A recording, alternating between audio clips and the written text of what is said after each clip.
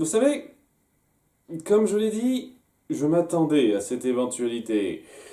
Mais j'espérais pas à ce point. Ah ouais, ça va être un départ un peu laborieux pour moi, hein, pour rentrer dans cette série, si c'est ce genre de truc qu'on va faire, hein. Un truc très drôle autour de ça, c'est que je me suis renseigné après avoir vu les épisodes 2 et 3 ou 4, 5, enfin 3, 4 et 5, 6 si vous préférez, hein, une fois de plus, je fais ça par groupe de 2 les épisodes. Je me suis un peu renseigné s'il n'y avait pas quelqu'un qui avait fait une liste des épisodes non filler d'Amphibia, comme on l'avait fait pour Steven Universe ou Adventure Time.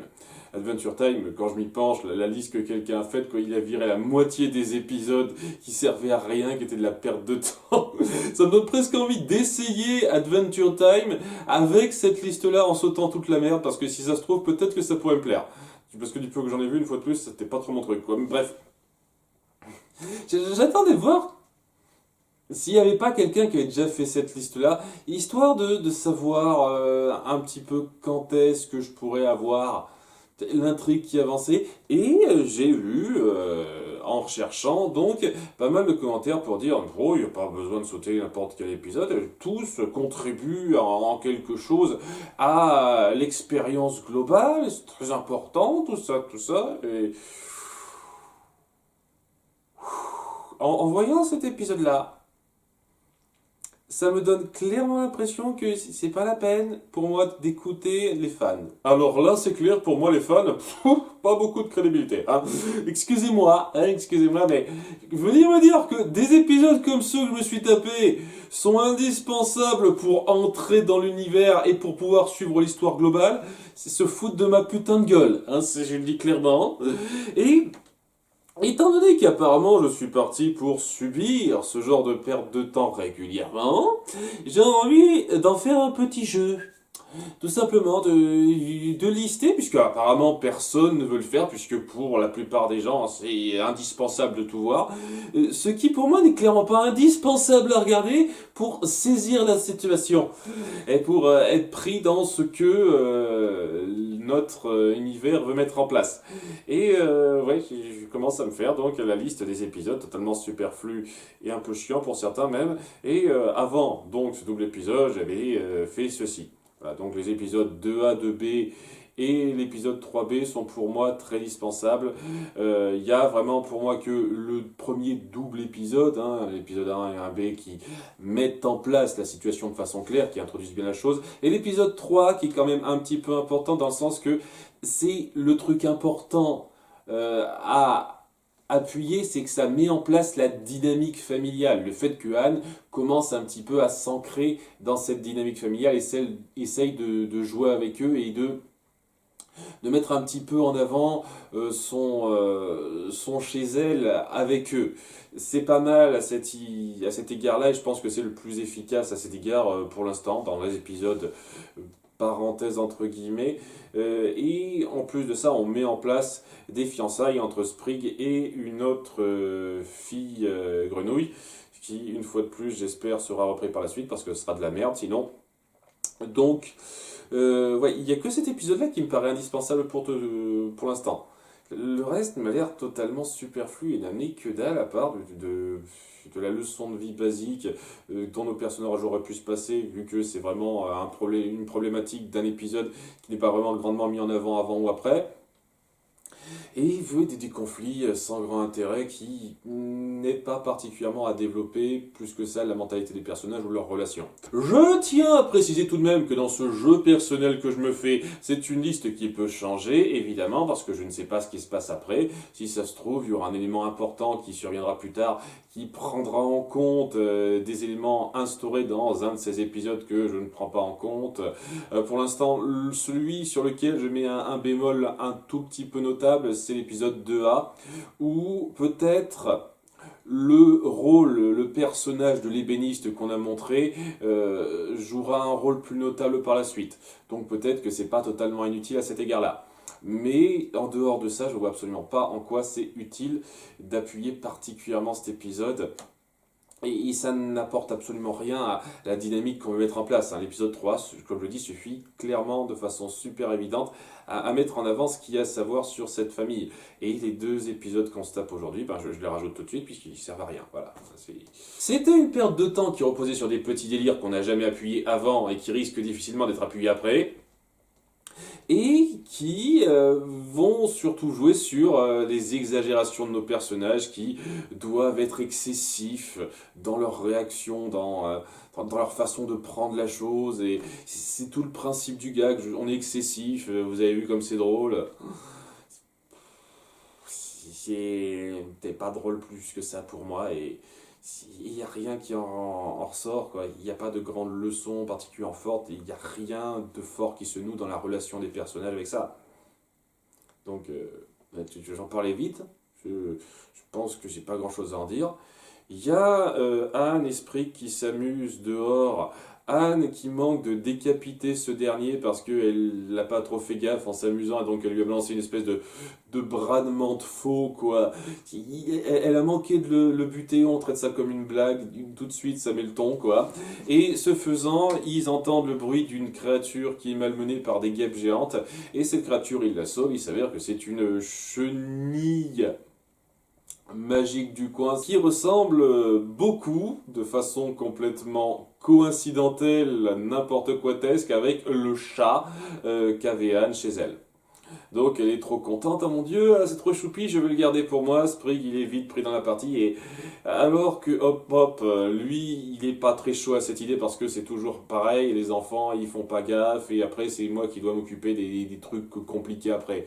Hein, c'est bien pour faire les câlins tout ça mais pas la même chose quoi et ils font pas gaffe, ils s'en foutent, on fait passer ça en douce et on essaye de faire marcher le truc alors que on voit tout de suite que c'est pas très clair, c'est assez louche que cette créature a des dessins qui peuvent être dangereux et tu le vois venir à des kilomètres et tu vois venir le truc à des kilomètres et ça repose juste sur le fait que Anne dit cette créature est trop mignonne, je veux l'avoir avec moi. On aurait pu jouer de façon un peu intéressante sur le fait que ça lui rappelle son chez elle et qu'elle veut un petit peu avoir de son chez elle avec ça, mais on joue pas des masses dessus en fait. Et on va plutôt jouer sur le côté gag, on cache cet animal, on a un petit peu peur qu'il fasse du mal, mais pour l'instant on fait pas trop gaffe parce que trop choupi, on aime bien s'amuser avec lui. Et oui, tu savais de ça l'épisode. Alors que il y a Hop Pop qui est super clair au début, qui fait bien passer la leçon et les jeunes font pas gaffe et à la fin ils comprennent la leçon quoi. C'est un épisode de Franklin où tout le monde en fait des caisses, c'est ça en fait, c'est ça cet épisode. Et je trouve pas ça intéressant du tout. Ouais, j'étais désolé. Hein. Et au bout d'un moment, donc, la chenille finit par devenir de plus en plus incontrôlable parce que là, elle a des goûts en matière de nourriture un petit peu délicats. Hein. Elle veut bouffer des tonnes d'insectes qui passent, elle bute un petit peu les insectes qui passent et elle a l'air aussi d'avoir un peu goût au batracien. Et au bout d'un moment, elle finit par se mettre dans son cocon et muet en espèce de papillon bizarre, papy-chat, qui essaye de s'en prendre à la famille. Et Yann, qui est bouleversé par ça, les sauve bien entendu en utilisant un tout petit truc qu'on a mis en place, et en abandonnant l'idée d'avoir un animal de compagnie de remplacement pour lui rappeler sa vieille vie, tout ça, oh, c'est trop beau. Ça aurait pu l'être un petit peu si c'était pas aussi grossier dans la façon dont c'était amené, dont c'était mis en scène. Peut-être que j'aurais pu être un petit peu touché par ça, mais ça m'en a touché une sans faire bouger l'autre, ça, hein, je vous cache pas. J'ai fait à la fin, ouais, elle s'excuse, tout le monde la comprend de façon exagérée, gaguesque, parce on peut pas mettre un tant soit peu quelque chose en place sérieusement, pour l'instant en tout cas. Et c'est bizarre parce que j'avais quand même l'impression que les 2 premiers épisodes ont essayé un tout petit peu d'appuyer le sérieux d'une partie de la situation, mais là, presque rien, quoi. Oui, c'est ça, c'est ça. C'était nul pour moi. Je ne vais pas m'étendre plus que ça. Je me suis promis de ne pas m'énerver trop, en prévoyant que cette série elle puisse faire comme Star Butterfly à ses débuts, et c'est totalement ce que ça fait. Là, c'est presque l'équivalent d'un épisode de la Bob l'éponge, ce qu'on s'est tapé là. Donc, voilà, hein, je ne vais pas m'énerver, mais ça m'a pas plu du tout, quoi. Et le suivant, c'était moyen, très moyen. Puisque sur son iPhone à supercharge, il y a Anne qui découvre que juste avant de tomber dans ce monde, elle a téléchargé automatiquement la dernière saison d'une série qu'elle adore, Suspicious Island, qui est une sorte de grosse parodie de soap opéra, un petit peu à la Lost, mais totalement écervelé où tout le monde fait n'importe quoi. Et ouais, elle est totalement contente d'avoir la dernière saison, elle veut le faire découvrir à tout le monde, et tout le monde est plus ou moins partant, sauf Hop Pop qui au début se dit «Ah, ces trucs de jeunes, c'est quand même un peu décérébré, regardez un petit peu ce que je peux vous proposer, la littérature de la vraie poésie, tout le monde trouve ça chiant, conflit générationnel ultra basique vu 50 000 fois, c'est super recherché, putain de fin, c'est incroyable». Et donc, suite à l'engouement général, elle fait partager à tout le monde quelques épisodes de la série. Tout le monde est totalement accro, sauf Hop Hop, en tout cas, semble-t-il, qui ne le montre pas en tout cas. Ouais quoi, elle dit, ok, attendez, hein, on va pas voir la suite tout de suite, même si vous êtes hypé, on va attendre demain. En laissant son portable sur la table, alors qu'elle aurait pu le descendre avec elle, mais non, elle laisse son portable sur la table pour mettre en place la scène de crime. Parce que durant la nuit, il y aura quelqu'un qui se sera sorti de son lit et qui aura binge-watché tout le reste des épisodes. Et ce faisant, elle aura trop usé la batterie qui est morte. C'est incroyable, la batterie est vide. Après quoi, un mois qu'elle est là. C'est vraiment une super capacité quand même. Hein. Je sais pas où tu te fournis, mais c'est quand même top notch. Hein. Moi, mon portable, il dure une fois de plus seulement 3 jours. Hein, et quand je fais rien dessus. Hein, donc, putain. Donc, ouais. Il y a ça qui se met en place, alors que, d'une part, on va mettre en place le petit mystère de qui a fait ça et qui s'est levé la nuit pour décharger la batterie, et en même temps bah, il faut faire quelque chose pour arriver à ça, pour arriver à arranger la chose. On ne pourrait pas juste dire elle a perdu ce lien avec sa vie d'avant et elle ne peut rien y faire, c'est quelque chose avec lequel elle devra vivre par la suite maintenant, elle devra faire sans ça. Non, non, non, il y a un moyen. C'est un truc qui aurait pu être fort quand même, en dépit du fait que ça vienne que très tardivement, c'est le fait de dire, bah, voilà, la batterie, elle est morte, il n'y a pas d'électricité, il n'y a pas de chargeur que tu peux brancher quelque part, tu peux pas. Donc ce lien avec la civilisation que tu avais avant, bah, il n'est plus. Bon, on aurait pu jouer là-dessus, montrer que c'est une phase importante d'acclimatation à cet univers qui ne lui permet pas d'être aussi aisée qu'elle le veut. Mais non, non, non, non, il existe un moyen complètement con, parce qu'il y a une espèce de libellule, de moustique électrique, et qui génère de l'électricité, et ça pourra recharger ta batterie, parce que ça marche comme ça. Tu fous l'électricité n'importe comment, ça recharge la batterie, comme ça. Je suis pas sûr que ça marche comme ça, mais bon, hein, c'est facile. Et donc, étant donné qu'Hop Hop connaît l'endroit où c'est, il les amène ici, tandis que tout le monde se la jouera suspicieux. Parce qu'ils ont trop eu la cervelle imbibée par Suspicious Island, donc ils se mettent tous à fomenter des tonnes de théories de conspiration. Ah, il te la joue comme dans la série là, c'est lui qui est le four, c'est lui qui te trompe, etc. Tout le monde est en pleine animosité avec tout le monde, alors que c'est juste qui a binge-watché la série, mais ils en font des caisses là-dessus, en venant aux mains, en se foutant en danger, en allant à l'encontre de la créature. Ils sont pas foutus d'être contenus, ils en font des caisses. C'est ça le truc, je regarde Star Butterfly encore, on en fait des caisses sur la situation, voilà, point. Et c'est ça le gag. Il n'y a rien de sérieux, il n'y a rien de fort dans la quelconque résolution de l'intrigue qu'on mettra en place, puisque nos personnages en font des caisses stupidement. C'est super, quoi. J'en ai rien à foutre. Je suis désolé, j'en ai rien à foutre. Donc voilà, ils en font des caisses, au bout d'un moment ils tomberont sur une de ces bestioles électriques, mais en se disputant ils tomberont d'un pont et ils s'en sortiront très bien alors qu'ils tomberont genre une trentaine de mètres plus bas. Ils ont des os ultra solides. Alors, encore les grenouilles je veux bien peut-être, mais Anne, putain, c'était quoi ton ossature combien tu bois de lait par jour, merde. Bref, il tombe d'une grande hauteur, mais c'est là qu'il y a un gros nid de ces insectes-là qui est en bas. Tandis que, hop, hop, alors qu'il voit tout le monde se disputer sur qui est coupable, qui est la traître, tout ça, finit par se dire arrêtez, je peux plus supporter ça, c'est moi qui ai fait ça. J'ai voulu faire croire que je détestais ce truc de jeu alors qu'en fait j'ai adoré. Il en fait des caisses une fois de plus. Le jeu sur les expressions totalement exagérées, pas mon truc du tout. Et pour se racheter après ses aveux déchirants, il se jette dans la fosse aux créatures électriques pour recharger la batterie, parce que ça marche comme ça, qui génère l'électricité, paf, ça recharge comme ça. Ça devrait faire totalement péter l'appareil et totalement le griller, mais non, ça marche exactement comme ça. Mon cul sur la commode. Tandis que le reste de la famille se dit on va l'aider, on va pas être comme dans Suspicious Island. Et on va se faire confiance les uns envers les autres parce que vous n'êtes pas du tout ces personnages. Là, vous êtes juste complètement con de vous y croire à ce point. Et ils s'entraident, ils sauvent tous à la fin en ayant rechargé le téléphone. Donc, parfait, elle peut continuer à surfer où elle veut dessus. Il n'y a aucune perte, aucune leçon de tirer. Et la vie est belle, la vie est belle.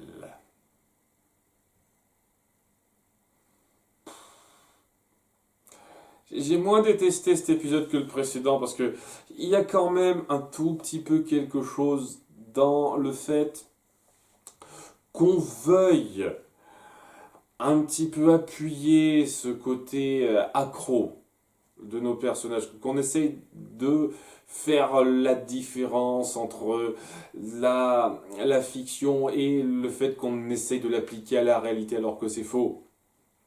Et quand on essaye de jouer un petit peu là-dessus, qu'on essaye de mettre en place Hop Hop, qui essaye de désamorcer ça alors qu'il se sent coupable, il y a quelque chose de pas trop mal, même si on en fait un peu des caisses. Donc j'apprécie ça, mais il n'empêche qu'on en fait des tonnes de caisses. On amène beaucoup de choses un peu facilement n'importe comment. C'est comme pour le chat dans l'épisode précédent, quoi. On n'a rien mis en place qui nous fasse croire une seule seconde que c'était présent avant. Elle a jamais parlé de cette putain de série avant cet épisode, Anne. Elle a jamais parlé de son chat avant ce putain d'épisode. Anne, à chaque fois, vous incorporez un nouveau truc de nulle part pour faire une intrigue qui se résout comme ça, et après, on continue notre vie comme si de rien n'était, retour au statu quo. Ça, je suis désolé, ça s'appelle du filler. Et c'est quand même dingue qu'il y ait personne parmi les fans qui disent oui, ce genre de truc, ça peut se sauter quand même. Alors qu'il y a les fans d'Adventure Time et de Steven Universe qui sont prêts à dire il y a quand même des pertes de temps, des moments qui sont un peu discutables, qu'on pourrait sauter facilement sans que ça gêne particulièrement l'appréciation globale du fil rouge. Limite, ça l'arrangerait. Et le fait que personne n'ait fait cet effort-là dans mes recherches, en tout cas dans ce que j'ai recherché, eh ben, ça me donne totalement envie de faire ces recherches moi-même, de faire cet effort moi-même et d'appuyer cette liste. Pour l'instant, ça fait 5 demi-épisodes sur 8 qui, pour moi, ne servent à rien. Limite 4. Une fois de plus, le 2A, j'ai des doutes. Mais je vois difficilement comment ces éléments seront repris de façon très notable et importante par la suite. Peut-être qu'on y fera vaguement allusion, peut-être un tout petit truc comme ça, mais j'ai beaucoup de mal à voir comment ces épisodes impacteront un tant soit peu quoi que ce soit par la suite. Parce que je suis désolé, mais c'est pas ces 2 épisodes qui ont un tant soit peu affermi un quelconque lien au sein de cette famille d'accueil, entre Anne et n'importe qui d'autre. Ça n'a absolument rien fait à cet égard. C'était de la perte de temps, du filler, et du filler mal fait. Parce qu'il y a du filler qui peut être bien fait. L'épisode 2A, même si je le considère comme du filler, et même si c'est pas encore sûr, je le considère pas comme mauvais dans l'absolu. Mais là, c'est du gros bruit dans ta gueule. C'est du Bob l'éponge presque. C'est pas mon truc, quoi. Donc, on verra par la suite. Je me fais ce petit jeu-là pour essayer de rester calme. Hein. Je vais pas gueuler. Je vais vraiment faire de mon mieux pour ne pas gueuler, parce que j'avais prévu cette éventualité, donc... Mais voilà, je suis quand même déçu. J'espérais un tout petit peu plus que ça. Surtout après avoir posté ma vidéo sur l'épisode 1 et avec une bonne partie des fans qui a dit ah tu vas voir c'est trop génial, faut un peu se faire au début mais c'est quand même super au début aussi quoi. Oui, non, c'est clairement pas. Si, ça devrait clairement pas vous surprendre ma réaction si vous me connaissez un petit peu. Hein, vraiment pas. Mais bon, peut-être que c'est juste la mauvaise passe et que dès l'épisode suivant, ça va enfin décoller. J'y crois pas du tout, mais c'est pour jamais. À bientôt pour l'épisode 5. Bye.